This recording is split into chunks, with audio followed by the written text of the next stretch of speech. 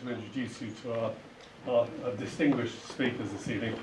I'm a physicist by background, and I was thinking over the weekend that by pure chance, in my first year at Cambridge, I was taught in lectures and tutorials by a man called Otto Frisch. And it was Otto Frisch with his aunt Lise Meitner and Otto Hahn, who of course discovered nuclear fission and explained the phenomenon. And it was Frisch with Rudolf Peierls who in 1940 at Birmingham University published a memorandum postulating the idea of an airborne nuclear explosive device. Everything that has transpired in all the decades since has its roots in that particular point. And we're going to dwell with the fascinating insights that our three speakers will share with us this evening for about an hour. They will have 20 minutes each to speak, and I've already asked them in your interests if they could give you plenty of time to have your voice a little bit later in the proceedings. At the end of which there will be a reception downstairs where my colleagues and staff will guide you. So without more from me, let's cut to the chase. And it is my very great pleasure to introduce Professor Hirata, I think it is, because of your American degrees, who is a very, very rare gentleman. You were telling me earlier of the very small number of survivors who are still alive today. It is an honor and a privilege to welcome you, sir, to the Foundation. If you would address us first.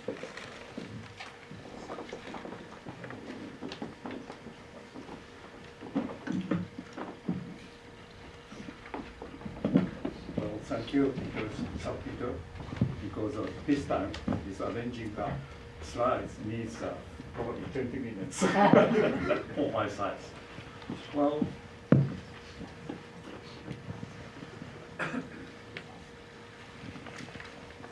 I'm going to speak to my little experience in Hiroshima, because I was born in Hiroshima and met the A-bombs there at age of 9. That's my my life to begin as a hibakusha. Hibakusha, probably you know that right now, Japanese language, in the meaning of survivors of A-bomb, and which is officially used last year, as in the nuclear ban treaty, which Rebecca will talk to you later, and as in the preamble of the nuclear ban treaty, hibakusha is mentioned. So it is now turned to the sushi or tsunami as an international language. And through my speech, I used both A-bombs and nuclear weapons in the same meaning.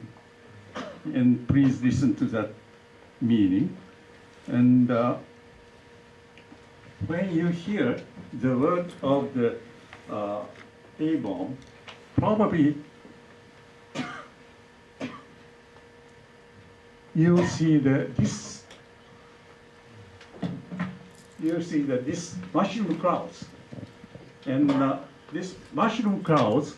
This photo is taken from the U.S.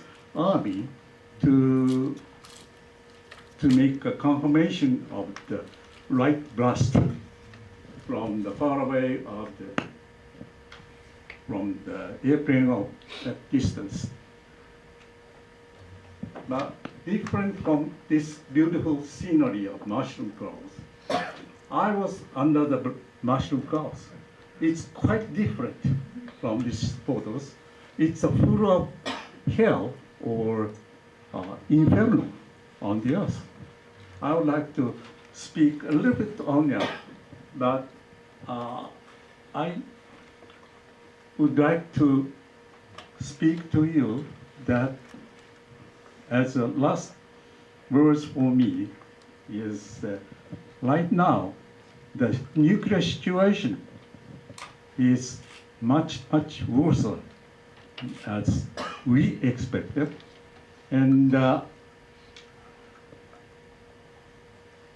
regardless of the agreement or the contract or this international dialogue will be left to Rebecca for later, and Ishirai-san will tell us about the political situation or the view of the future. But I would like to confirm or reconfirm, because the present people participate to this meeting quite well knows that the damage of the nuclear weapons or the seriousness of the damage. However, living in the peaceful, or at least in Japan, they live in very peaceful society. I would say that the situation right now is just like the Cold War, during the Cold War. And it is easy for us to forget this kind of a very tight situation.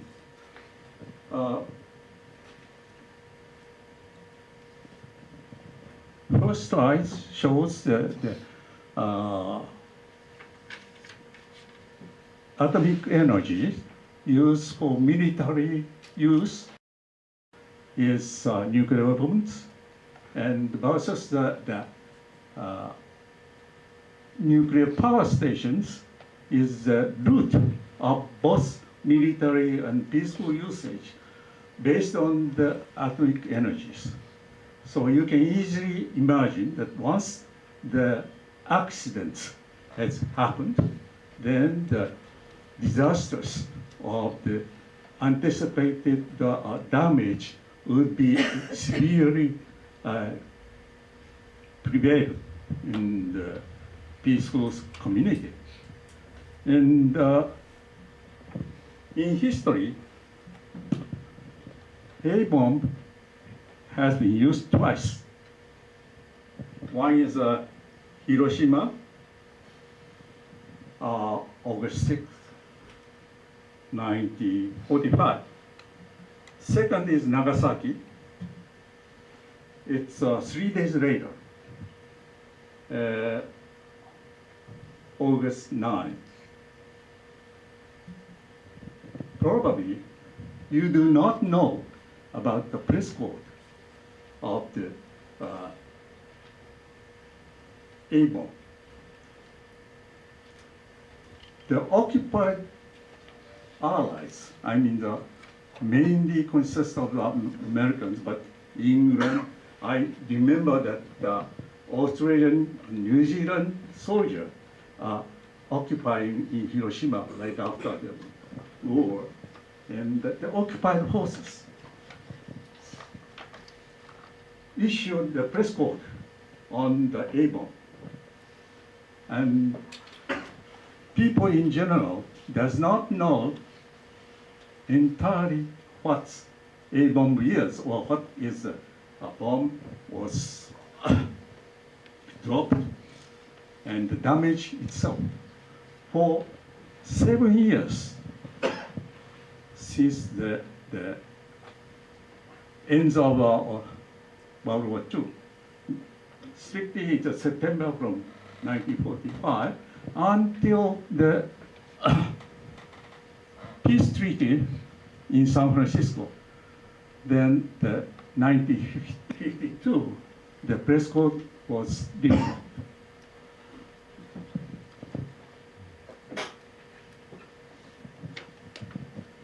I would like to make a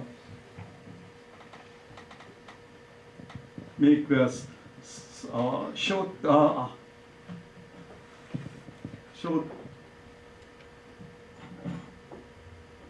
explanation of the characteristics of the bomb. One is magnitude the damage, I mean the area-wise and store-wise. Second is a variety of damage. That means one, heat, blast, and third is the radiation. We Japanese call in the past that A bomb is picadon. Pica means flash. Don is blast. But we do not much about the radiation at that time. But radiation is a certain effect, damage of the A bomb, and it lasts for long times. The damage continues to give some damage on the human beings. So the long-term impacts of the damage, continuity, would be the third characteristics different from ordinary weapons. Magnitude of damage is area size. I would like to point out that this toll in total is 210,000 people for 2 bombs, just for 2 bombs. 210,000 people, do you imagine? If we set the corpse side by side, not foot to head, then it lasts to the 100 kilometers from London to Brighton. Then the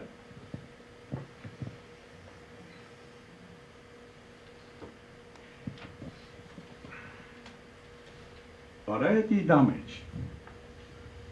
Multiple damage was given to the Hibakusha at the same time.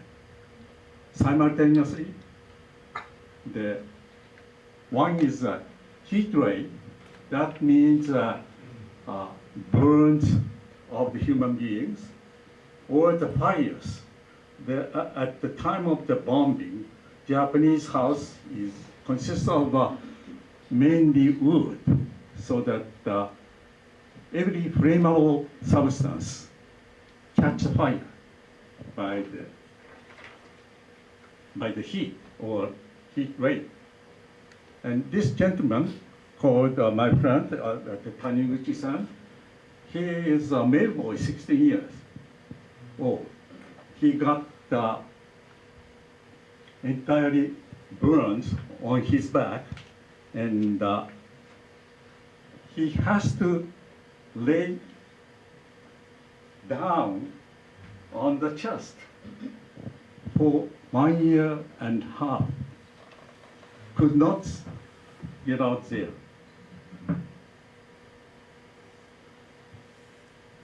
So Peter, she's asking me to make a computer, cell phone. So I just turned off. What I was going to say is, by intention or by chance, there is a high possibility that the nuclear weapons could happen to launch. And I'll tell you later. This mobile issue is one of the examples which by chance we have to enter. So just go back to the slides. So he's just passed away last year, but he went to the American Embassy, UN, and he just showed his back around to the diplomats. This kind of burns is, well, he is probably an exceptional person to get it back and be active up until last year. He was so pleased to know that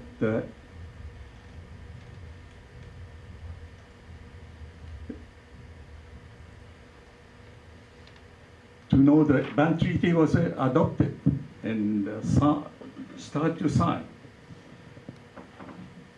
And as I said, there is no chance for the photographs on the day of in Hiroshima nor Nagasaki. And this photo is famous. Just only 5 photos are left.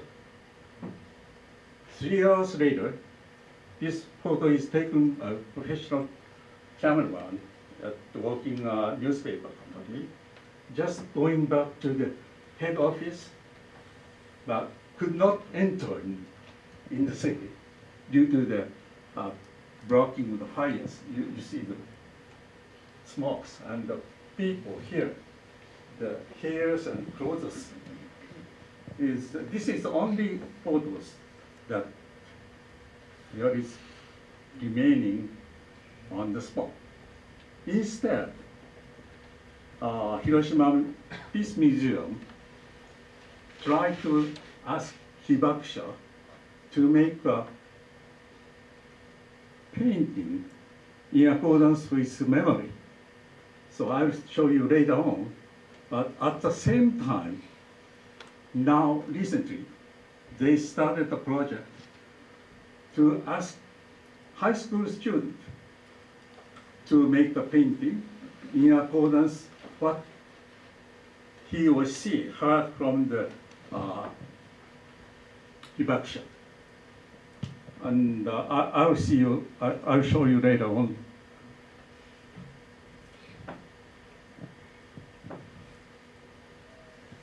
The most important but troublesome damage is this one, the radiation. And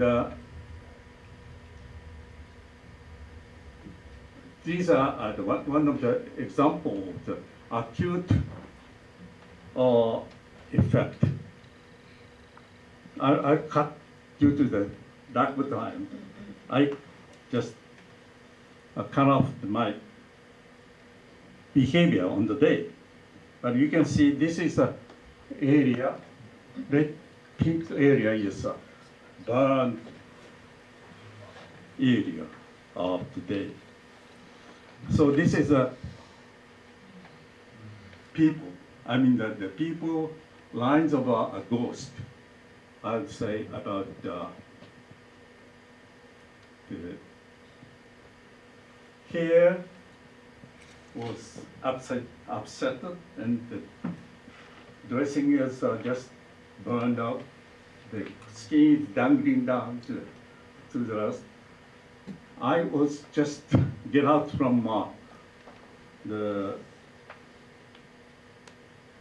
I was pushed by my father in the shelter, and after I just get up to look around in front of my house, these lines of crowds going out of city to the evacuated safe area, we cannot distinguish male or female, young or old.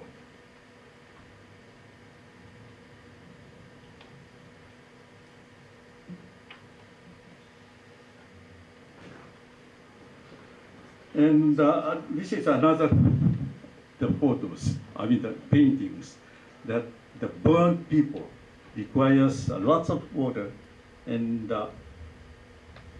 every house has a preservation tank on each house. It is, and I just used the moving to the safer place, crossing the railway bridge, and railway bridge at that time made of wood, starting the fires on up, and I have a clear remembrance of the surface of the river. I saw more corpses floating around. But anyway, the river was full of corpses dead floating around. And I would like to point out one dangerous point. I mean, still it's on high alert situation. It means once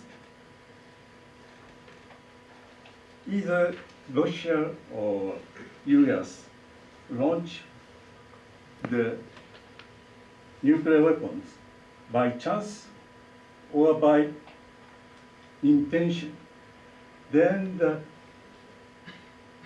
the other party start to reciprocate such attack within few minutes. So you know the words of a nuclear football.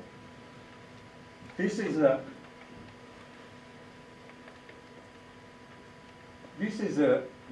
so to speak, a bottom of the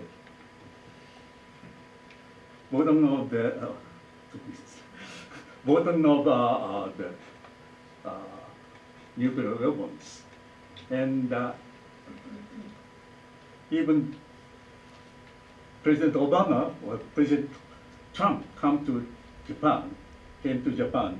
The soldier brings this nuclear football with him, and there, as probably later on, the Rebecca or Ishii-san will explain to you, it's still really hard situation right now. And for instance, doomsday clock is just I wrote it down. But right now, this year, beginning is 2 minutes. Still 1 minute is left. And 2 minutes is 1964 of China, or the hydrogen bomb was tested. And this is really shows the dangerous part of this. And finally, I would like to close my words that Japan has had 3 major nuclear experience. One is 2 droppings, one is hydrogen bomb victims, and third is Fukushima accident. As the only country which suffered from bombing, that Japan should act as the bridges of nuclear weapon country and non-nuclear weapon countries, and at the same time lead the abolitions to the world to abolish the nuclear weapons. However, right now, I was traveling around and I was accused by the audience that what is the Japanese double standard? Means as a Hibakusha should be a Hibaku country, should be a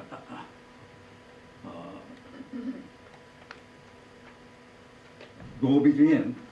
And what I was finally asked you, because Sir Peter stand up, so that that was what I would like to ask you is probably Q&A session or other things.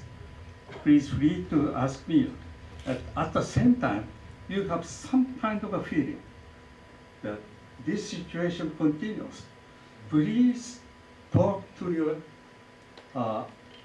family or friends around you that we do not want to make a similar experience on the next generation. That's I would like to ask you. And further, finally, we started Hibakusha appeal, this one, and probably afterwards there is a paper on it, and I would like to close. I'm sorry to. We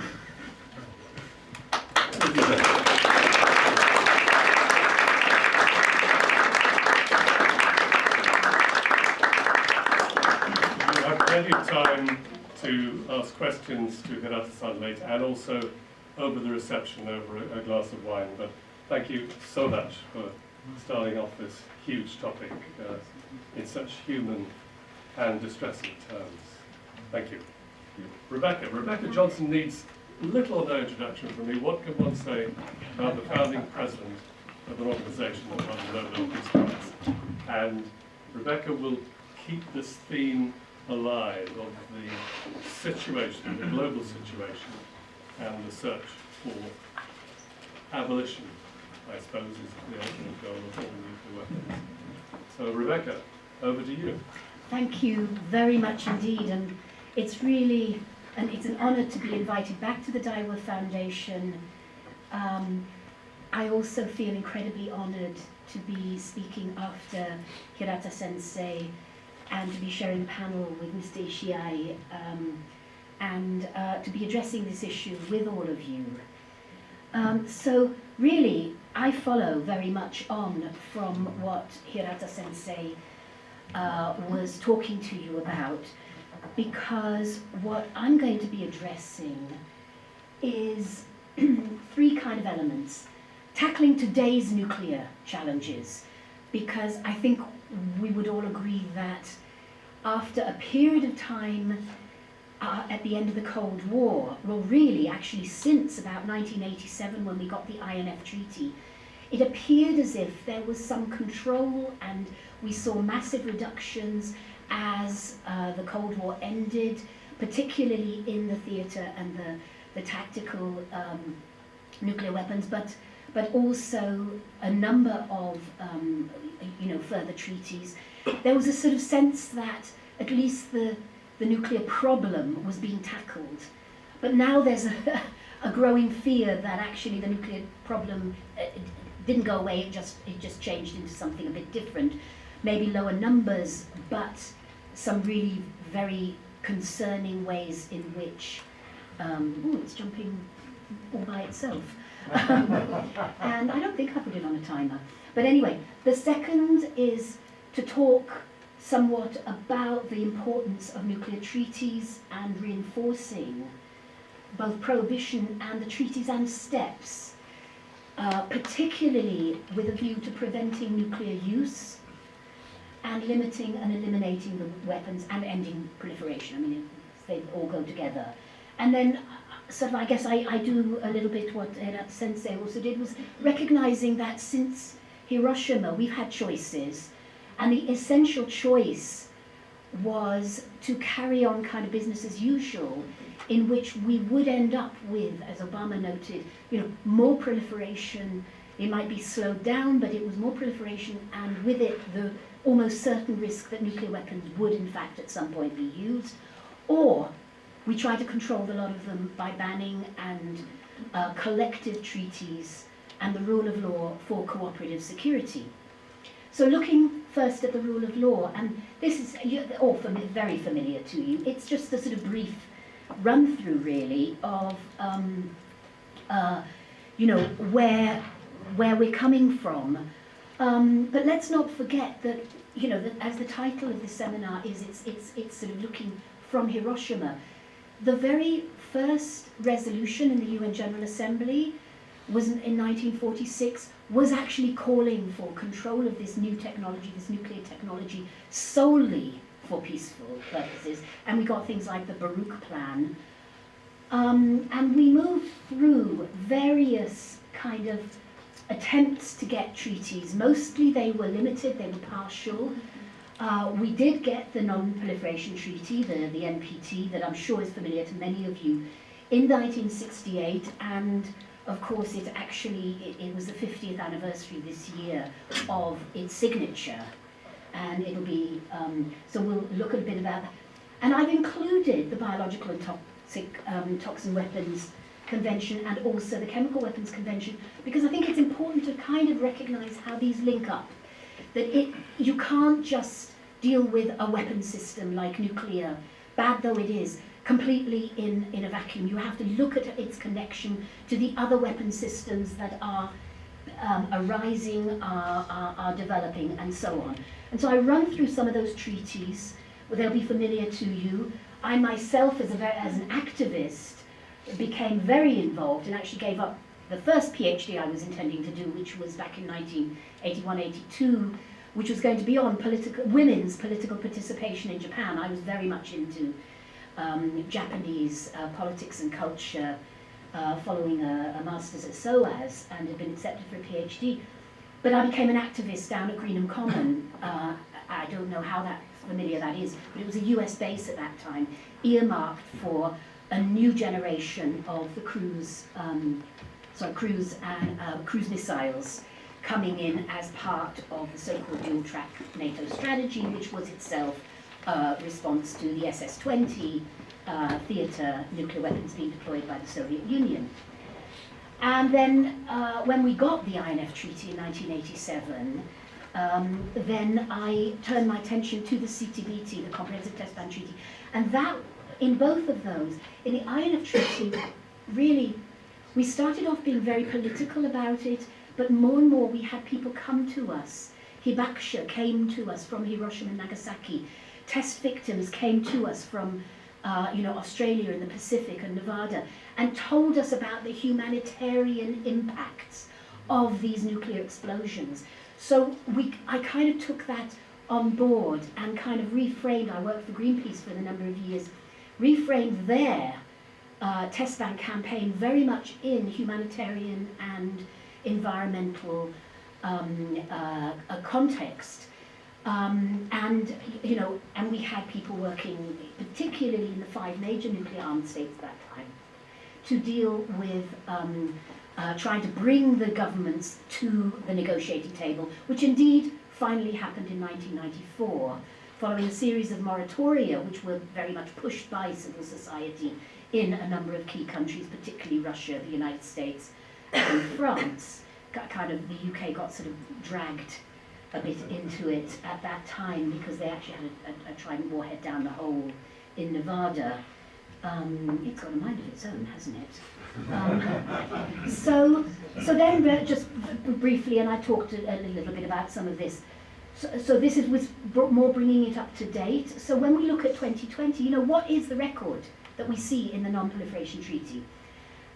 The CTBT has not entered into force. I mean, this was a treaty that I felt was sort of, would get written on my gravestone, along with the NPT probably, but at least now there's some other things. But because of the games that got played in that disarmament process, it's still not entered into force. And we have to take these things into account. 1995, at the time that the NPT, 25 years ago, when the NPT was being indefinitely extended, we got the mandate to negotiate a ban on the production of fissile materials, a fissile material treaty. But it hasn't been negotiated. In all those years, it hasn't been negotiated. And then, of course, we see more recently, really worrying, when North Korea withdrew from the NPT, continued proliferation, and so on. So running really quite fast here, right up to the current situation, when I think these 2 events this year, the announcement of pulling out of the Iran nuclear deal, which, let us not forget, was not just about US and Iran. It was not a bilateral deal. It was with the US, UK, France, China, Russia, Germany, and with the European Union also playing a very important role, as well as with Iran. But the US has unilaterally announced its withdrawal. We have to hope that that is stopped. But on this bilateral treaty, again, the Trump withdrawal, and we have to recognize that this also, there was a new Russian cruise-type weapon being tested, and even the Obama administration picked this up in 2014. So there were some reasons for needing to be looking at this treaty and how it's operating, and be working on ensuring implementation. But by announcing withdrawal, Trump is actually playing into Putin's hands. I think it's a very, very dangerous situation. So we're getting a situation where nuclear weapons are designed to be more usable. So do we want to assure WMD forever? And increasing regional and international instability. And especially we see the 9 nuclear armed states are themselves involved in a lot of the key elements of the instability, although they keep billing nuclear weapons as if they provide stability. There is continuing proliferation, both vertical and horizontal. And as Hirata sensei said, thousands are still on high alert. And let's not forget, it's in a context where there is further arms racing, not just nuclear, but we see cyber, we see autonomous weapons, so-called killer robots coming in, and potential space weapons. And these have to be looked at in the whole when we talk about what needs to happen. So looking at all of that, in sort of about 2007, really after the 2005 NPT review conference, which was an absolute disaster, and John Bolton, who is now very much playing a role in Trump's current policy, was very much behind the complete collapse of the 2005 NPT review conference. I know this because I was there, because I've been to every NPT meeting since 1994. I need to probably get a life at some point. but the fact is, that means, you know, you see what happens and you see what happened behind the scenes. So we decided that if we couldn't keep playing the arms control game, we had to go back to that first principle of what happens to people, recognizing cities are the targets. And so you heard very cogently, very movingly from Hirata Sensei exactly these kinds of elements that we remobilized really to touch people's feelings. Do you want this to happen to your family, to your people, to your country, or in your name to some other people in some other town, some other city, some other country? And we also added this element that had been very persuasive for Reagan and Gorbachev at the time of the INF Treaty, which was environmental catastrophe and nuclear winter. Being able, the data was updated using new climate data and calculations, and showed that actually if just half of the current arsenals of India and Pakistan were used, so that's about 50, and they even took the baseline down to if they only had Hiroshima-sized weapons, so about 100 Hiroshima-sized weapons, which is actually less in terms of explosive power than carried by one UK nuclear-armed Trident submarine. That could cause this nuclear winter, and Dr. Ira Helfand actually recognized, he's an eminent physician in Boston and part of ICANN's steering group, and also a physician for social responsibility. He did a study looking at rice growing, wheat growing, potato growing in certain key regions for the staples, and he estimated that it could be up to 2 billion people within 10 years of a limited nuclear war, in which cities were targeted, so the dust goes round and round and round and causes that it's an abrupt global freezing, but be under no illusion, it is not an answer to global warming. Because just as with global warming, in fact, what you actually are getting is massive climate disruption. So food would not grow in some places. You'd get deluges in some places, complete desertification and drought in others, and up to 2 billion. And of course, it would be the most vulnerable who would die first, which includes places like Africa, where the whole continent is a nuclear weapon-free continent, as is Latin America and the North Pacific. So we went to recognizing the victims. That was an important part. And here, again, it sort of links up. This was at the Nayarit conference, because what we started to mobilize, to raise awareness again of the humanitarian impacts. And so there were 3 conferences and 2 UN working groups. And at the second of the conferences in Mexico, we had specifically had a panel for Hibakusha on the panel. And we also had Marshall Islands was represented and a senator spoke there. But we also brought in this other part that hadn't been really looked at very closely. Chatham House did a report, and Dr. Patricia Lewis spoke to that report, which was on Too Close for Comfort, looked at 30, assessed that there had been 13 near nuclear misses since the Cuban Missile Crisis. People hadn't realized there had been that many near nuclear misses. And here we have Peace Boat has come together with a bunch of us in New York at the time in 2016 when we were pushing and successfully got the UN General Assembly to adopt a resolution to negotiate, and that's the text that they do, to negotiate a legally binding instrument to prohibit nuclear weapons leading to their total elimination. And the following year, negotiations took place. The chair was from Costa Rica, Ambassador Elaine White Gomez, and as we know, the treaty was adopted on the 7th of July and opened for signature by the UN Secretary General in September.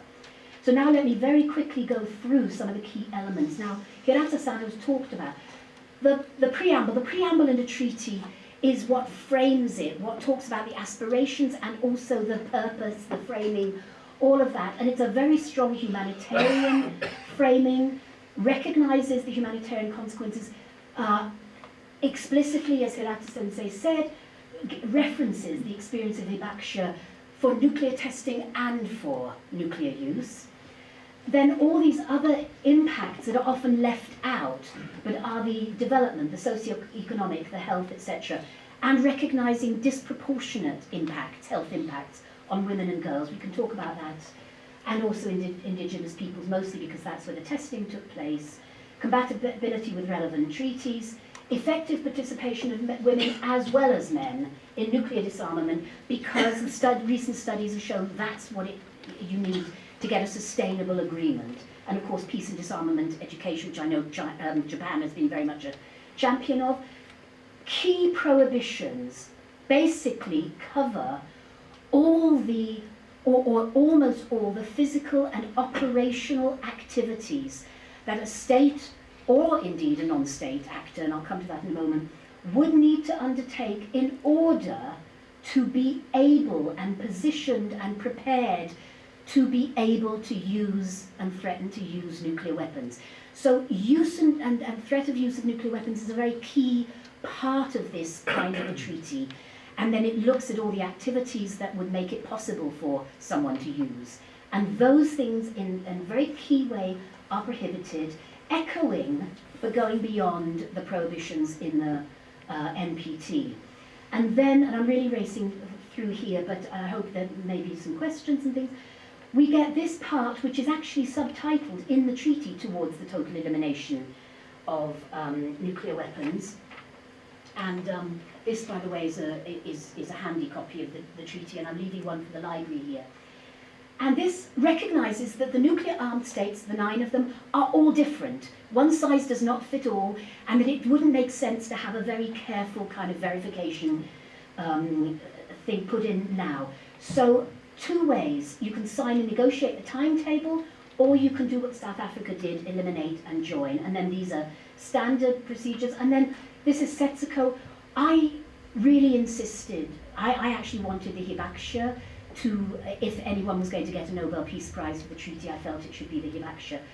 But when it was ICANN, we insisted that there should be one Hibakusha as one of the people accepting the Nobel Peace Prize on behalf of ICANN, and then the rest was one of our staff people, Beatrice, on behalf of the practical team, the steering group.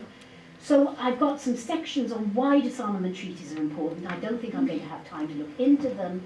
Maybe we could talk about them and the benefits from the treaties.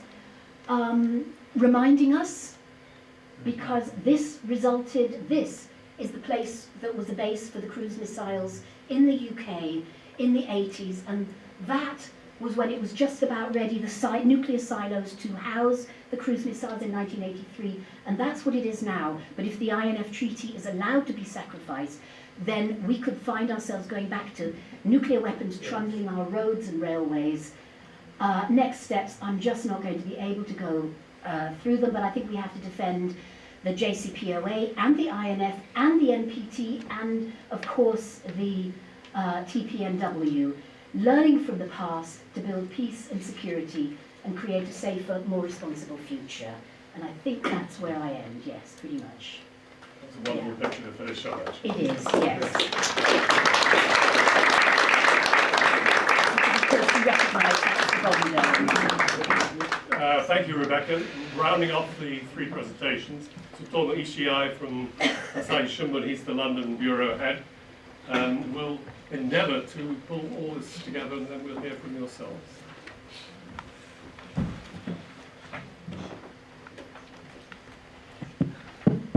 Thank you very much. Thank you, Peter, for a nice presentation, and also thank you, Hirata-san, very moving word, and also Rebecca-san, thank you for the explanation. It's in-depth explanation. So I'm very pleased to be here today to speak about the role of media. Let me start, because I do not have my strong words like Hirata-san, so I'm quoting someone important. Her name is Marta Argerich. She is a legendary pianist. Maybe many of you knows about her. She came to Hiroshima at the year of 2015 on the opportunity of 70 years anniversary because she thought it's important for her to come to Hiroshima. Usually she spends summer time in Salzburg or Luzern for summer music festivals, but at this particular year she came to Japan. And I had an honor to interview her after the concert. And she said at that time about the comparison between the Holocaust and Hiroshima. And she said both was a human tragedy, and also it is about memories regarding what happened 70 years ago. And she also mentioned that some of the movements of the revisionists who said it didn't happen, the Holocaust, but by combining the memory of Hiroshima and the Holocaust, then both tragedies has to be kept. That's what she said. So, of course, I reported, and you can see the whole details of the news in this paper I copied today. So, maybe I start summarizing what's the role of journalism in terms of reporting nuclear issues. I think documenting facts, of course, and experiences and memories, like reporting the words of voices of Hibakusha, like Hirata-san. His name has appeared many times in my newspaper. And also, we invite Rebecca-san many times to Japan as we host annual nuclear conferences in Hiroshima and Nagasaki every summer.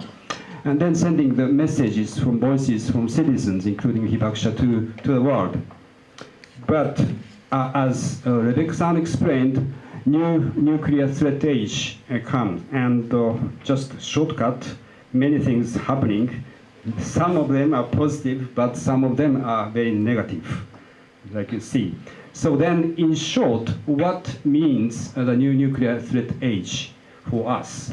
It's political uncertainty, of course, by Mr. Trump, mainly, and some others, and unstable international law and order, and revival of power politics by superpowers. I think it's a new kind of Cold War, and the deterioration of NPT regime, and nuclear ambition by rogue states and some extremists, and also fake news and revisionism. So it makes us more difficult to seek for the ways to abolish nuclear weapons. So just talking about two very famous movies, I think most of them already know, and it's my personal memory as well. When I saw first time this Barefoot Gen in Japan when I was elementary school student, my parents took me to the cinema house and I saw it. It was quite moving. Then after that, I first visited Hiroshima at the age of 17 when I was a high school student for the school excursion. Then when I was a university student, there was a movement of anti-nuclear in Europe in 1986 when The Wind Blows. It's, I think, British movie. It's really ordinary life of aged couple facing all of a sudden nuclear war. Then they don't know anything about the radiation and side effects and what aftermath of the blow. those are really serious movie. And then after that movie, I think it goes to the conclusion of INF, but which now is overturned by Donald Trump. So if you recall, pacifism in 70s and 80s in Japan, I think mostly the movement is by doing sympathizing with the victims and human sufferings, and as Hirata-san said, only country victimized by A-bomb, and also anti-war sentiments. If you see, if you go back, you see the poster of Hadashi no Barefoot Gen. It says, 戦争のバカタレ、それから原爆のバカタレ. That means war is unjustifiable and also nuclear weapons are unjustifiable. But at the same time, I have to say that there is a kind of certain political taboo and no open criticism against the United States because the US is the most important ally for Japan, and also Japanese imperial military leadership at wartime, and also Emperor Hirohito, who initiated the war. And then Hibakusha's slogan was "No more Hibakushas." But it is somewhat, difficulty in affecting policy changes, and we pray for peace under the Cold War, so it sometimes lacks the actual impact to the policy making, unfortunately. And also, there is a political reality in Washington, D.C. Actually, I became a correspondent to Washington, D.C. First time in 1996. But it was 1995, there was a strong controversial issue about the exhibition of Enola Gay. This is a B-29 bomber which dropped the bomb to Hiroshima. Then Smithsonian Museum decided to display this airplane at their museum. Then it says this kind of explanation without having anything about the human sufferings. So it mentions something about technology and something about, what they did, but nothing about Hibakusha, nothing about, what happened under the mushroom. And at that time, President Clinton said something like this on Hiroshima, that, we owed Japan no apology for dropping bombs. And President then, Harry Truman, had made the right choice to use the bombs. And still, some of the people's citizens and leadership in the United States keep this kind of attitude. So, in short, there is a kind of realism type of sentiment in elites and politics in the United States. So war is sometimes necessary and, quite contrary to what Japanese pacifism and the use of nuclear weapons are sometimes acceptable. And when you say no more Hiroshimas, then some people say in the United States, remember Pearl Harbor type of controversy. So then the question is how to overcome those dilemmas in peace movements, and also how to overcome these dilemmas by journalism or journalists. So there's always a controversy between pacifism as ideal situation and also realism. So then I can just show the comparison between the two. One side anti-war sentiment and the other side justifiable war. Those kind of quite a different view about the situation. Then so I think peace movement itself has to realize and try to transform its shape in 1990s or even before. Then Hiroshima, when I visited Hiroshima like in mid-90s, they tried to change the contents of display in the museum, that Hiroshima itself tried to recognize its war responsibility as a military industrialized city. And also they admit the historical responsibility about Japanese aggression to Asia during the wartime. So not only emphasizing the victimized sides of Hiroshima, but also Hiroshima or Japan as a whole had a responsibility of offending somebody. And not only talking about the victims of Hiroshima, but also solidarity showed to some other areas of Asia, especially South Pacific, Tahiti and Marshall Islands. Then sometimes every summer those victims of Tahiti and Marshall Islands are invited to Hiroshima and Nagasaki. Those are the efforts to transform Hiroshima as a Japanese tragedy into Hiroshima as a more like human tragedy, like the Holocaust.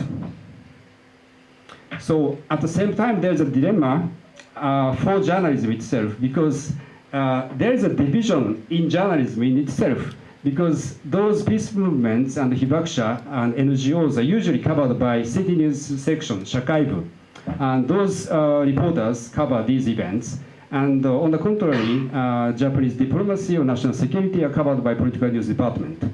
And the international news department, like me, covers international politics and conflicts and disarmaments. So every department covers a different issue from different perspectives. So then what happens is that even newspaper reporters or correspondents is a kind of reflection of those idealism and realism. So there is a kind of conflict even among the journalists. But I was lucky enough because I belong to city news section and political news section and the international section. So I'm overlapping all of them. So maybe that's why I'm here today. So talking about all these differences. Then, of course, still now there are so many questions like this. Maybe most of you, you cannot definitely say yes or no these questions. And even among the journalists, they have conflicts. No unified view about these questions, yes or no. Maybe you can discuss it, we can discuss it later. Then what we did in 20-some years ago, at the time of 50th anniversary in Hiroshima, we started a special team, and I was one of them. Then it was published a book both in Japanese and English. Today I brought a copy, so if you like to read it, I can show it to you later. This is the team set up in Osaka, so City News Department. Usually, City News Department, as I said, covers hibakusha or peaceful movement, but this team decided to cover whole world, including nuclear weapon states. And I myself visited Tahiti and New Zealand and Washington. Then I found out many things, like in Tahiti, nuclear issues is really a decolonization issue. And New Zealand, they talk about nuclear-free policy. I met former Prime Minister David Lang. And in Washington, they're talking about peace dividend, and some of the experts really questioned the necessity of having nuclear weapons. And the head of the report team was Tadaomi Saito, who later became the Director General of Hiroshima Peace Culture Foundation. He strongly argues that really the idea of nuclear deterrence is necessary. So sometimes we think it's just an ideal thing to call for abolishing nuclear weapons, but by advocating so, we have to really tackle this issue from the ground. And so after 20 years, I think that kind of combining idealism of abolishing nuclear weapons with real politics is the outcome of this nuclear ban treaty. Then I met Beatrice Finn, the executive director of the ICANN. She said something about the nuclear deterrence like this. So of course it's still 100% for sure, but I think there is a certain step towards the nuclear-free world. And so I think more roles in journalism now is not only advocating the peaceful movement, but we have to know what is really going on, and by doing so, casting a doubt on nuclear deterrence and revealing injustice and inequality and discrimination behind nuclear weapons. I think just want to say something about this person. Maybe we have 2 minutes or 1 minute? 2 minutes, thank you. Actually, he's, I missed him because he passed away before I met him, but he is a Holocaust survivor. And he also wanted to combine the memory of Holocaust with Hiroshima. And he wrote a book of Blood and Hope. And he is an international lawyer and also advisor to Kennedy, John F. Kennedy. But also he was a writer, and he wrote a text of Bernstein's Symphony of Kaddish. And while he was revising the text of Kaddish, every time he performs, and he joined as a narrator, then there was a planned concert in Japan, 2016, just before President Obama came to Japan, to Hiroshima. He wants to put the word Hiroshima and Nagasaki in the text, and he did it like this. And I happened to meet his stepson. He worked then as Deputy Secretary of State, Anthony Blinken, and he talked about his stepfather that experienced genocide. He thought that nuclear weapons had the potential to do the same thing as genocide in an unimaginably large scale. So I think there are some kind of process from just advocating Hiroshima as suffering of Japan, but also more like in the coming this process of the last 20 years, I think people can gradually understand that this is really a human tragedy and has to be dealt with by humanity. Thank you so much.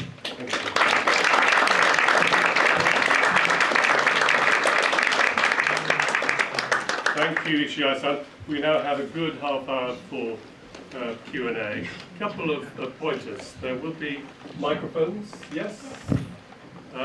Will you, when you receive the microphone and I call you, state your name and affiliation? Could I just also remind everybody about these evenings at Daiwa Foundation? They're held under Chatham House rules. By all means, we want to stimulate conversation and consciousness outside, but we do not wish you to attribute comments to individuals. In other words, take away the themes, the ideas, and by all means discuss them, but no attribution, please.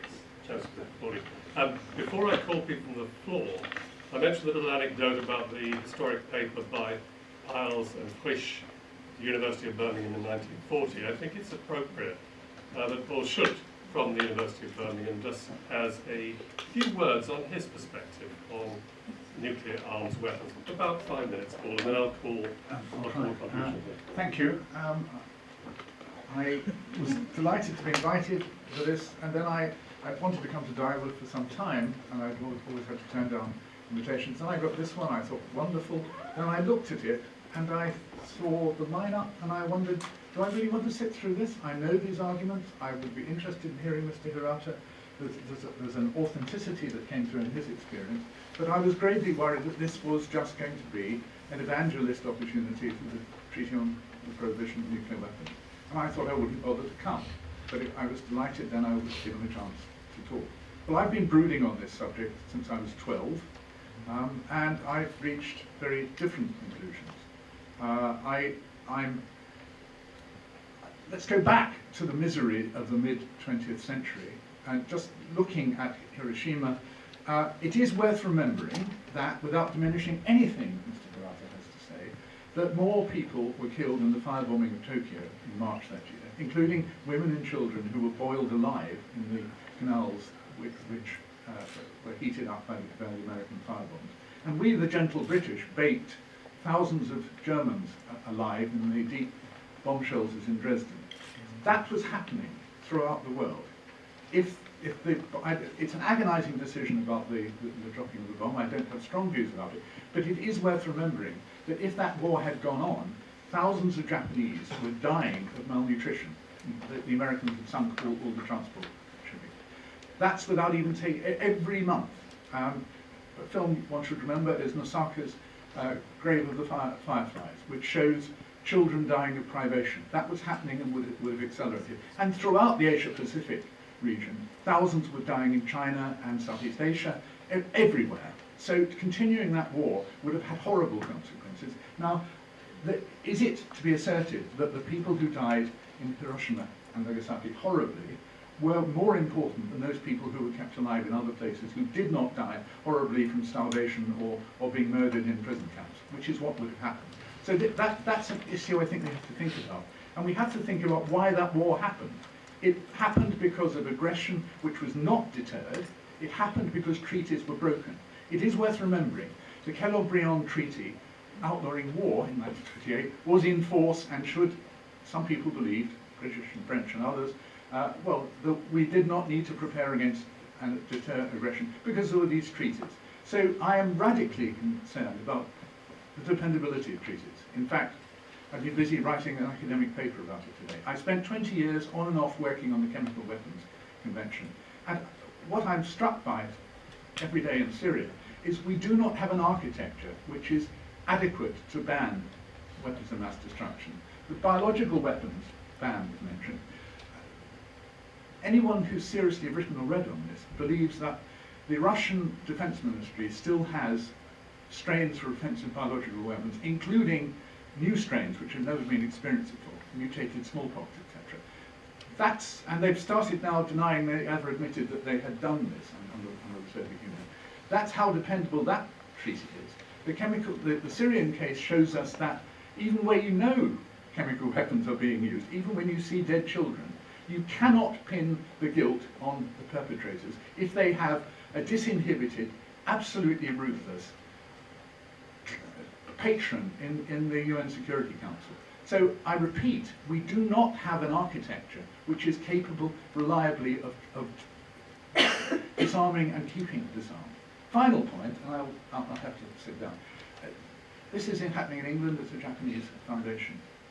It's not irrelevant that both the British and the Japanese governments have decided not to ban, not to sign the TPNW. Consider in Japan what it would mean if you signed. It would mean the rupturing of your extended deterrence relationship with the US. It would mean you were no longer under the US umbrella. Do you feel good about that? Do you think that you already, as I understand it, feel under pressure from China, which uses composite, conventional and nuclear coercion? The day after the treaty, what do you think is going to be the behavior of the Chinese Navy? What is the point of building the new class of aircraft carriers? If you'd signed this treaty, and the Chinese could, who will not sign the treaty, incidentally, countries representing 60% of the human race, the big countries, will not sign the treaty. Yeah, Andorra did, but India and China didn't. So you would be faced with a nuclear-armed China, which is already pushing you around, and could now threaten nuclear coercion when you had no American nuclear umbrella to restrain this. Does that sound like a good idea for you? Because that is what is being proposed.